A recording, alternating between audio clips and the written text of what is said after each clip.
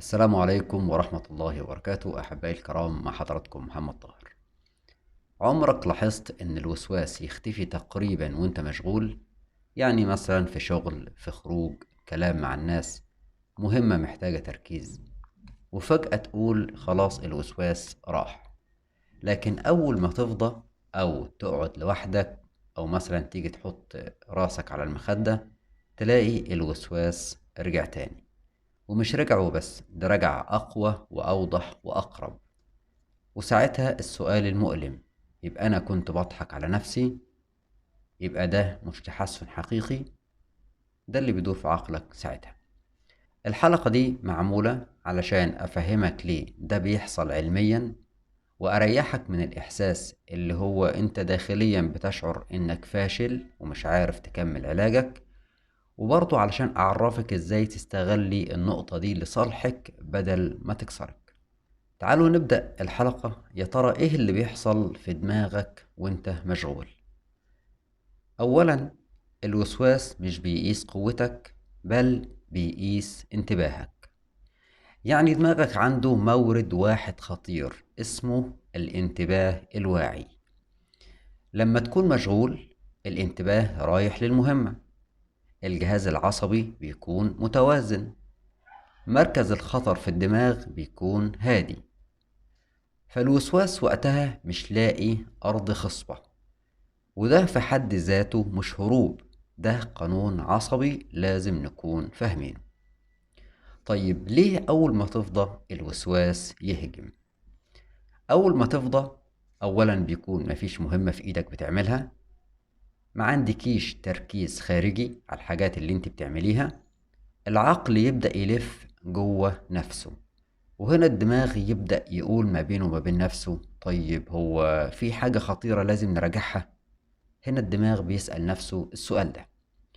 وبما ان الموسوس دماغه متعود يربط الامان بالمراقبة، يعني دايما تلاقي العقل الموسوس بيربط امانه الداخلي بانه يراقب الشعور ويراقب هل الافكار جت ولا لا، وهل الافكار ديت بتاخده لحد فين، يعني هتلاقيه في حالة مراقبة دائمة.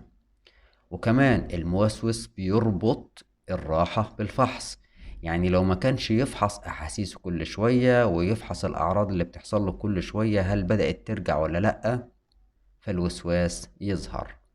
هنا بيظهر مش لأنه رجع، لكن لأنه أخيرا لاقي مساحة. هنا بقى عندنا في فخ الناس معظمها بتقع فيه، وهو إن أغلب الناس بتستنتج إن طالما بيختفي الوسواس مع الانشغال يبقى أنا بهرب ومش بتعالج، وده خطأ قاتل. ليه؟ لأن الهروب بيساوي إيه؟ تجنب واعي مع خوف. يعني لما نيجي نقول عليك إن أنت بتهرب، هنا في الحالة دي بيكون عندك تجنب واعي للي أنت فيه مع خوف منه، لكن الانشغال هو تحويل انتباه طبيعي. وهنا في فرق ضخم بين المعنيين. وهنا تعالوا نعرفوا بقى الحقيقة المريحة. خليني أقول لك جملة مهمة، وهي: لو الوسواس بيختفي مع الانشغال، ده معناه إن الفكرة ملهاش قوة ذاتية، لأن الفكرة في حد ذاتها قوتها جاية من تركيزك، من مراقبتك، من محاولتك تحلها، مش من الفكرة نفسها. وده علامة تحسن مش علامة ضعف. علشان كده تعالوا ناخد 3 خطوات عملية نستغل بيها النقطة ديت صح.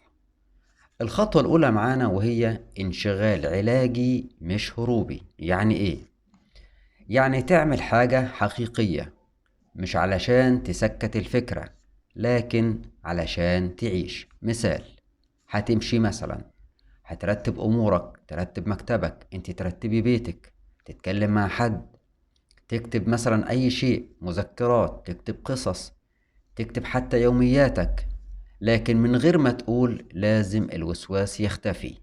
يعني واحنا بنعمل الحاجات دي ما يكونش جوه عقلنا شرط ان الوسواس يختفي، كل اللي مطلوب مننا نعمل اي نشاط. الخطوة التانية: لما الوسواس يرجع وانت فاضي، ما تقولش لنفسك اهو رجع، لكن تقول ايه؟ اقول ده طبيعي لاني فاضي. الجملة دي لوحدها بتقلل الفزع اللي بيكون عندك وبتكسر وقود الوسواس. الخطوة الثالثة وهي وسع مساحة الحياة. المشكلة مش في الوسواس، المشكلة إن حياتك كلها بقت أنا والوسواس، يعني كأنك في صراع دائم بينك وبين الوسواس، وما عندناش أي نشاط تاني عندنا أهم منه. في النهاية لو كنت فاكر إنك بتضحك على نفسك، أحب أطمنك، أنت مش بتهرب، أنت مش بتهربي، أنت بتعلمي دماغك يعيش من غير مراقبة، وانت بتعلم دماغك ينشغل على شيء خارج الوسواس اللي بيكون في عقلك. بكده نكون وصلنا لنهاية الحلقة، أتمنى يا رب الشفاء للجميع. كان معكم محمد طاهر، السلام عليكم.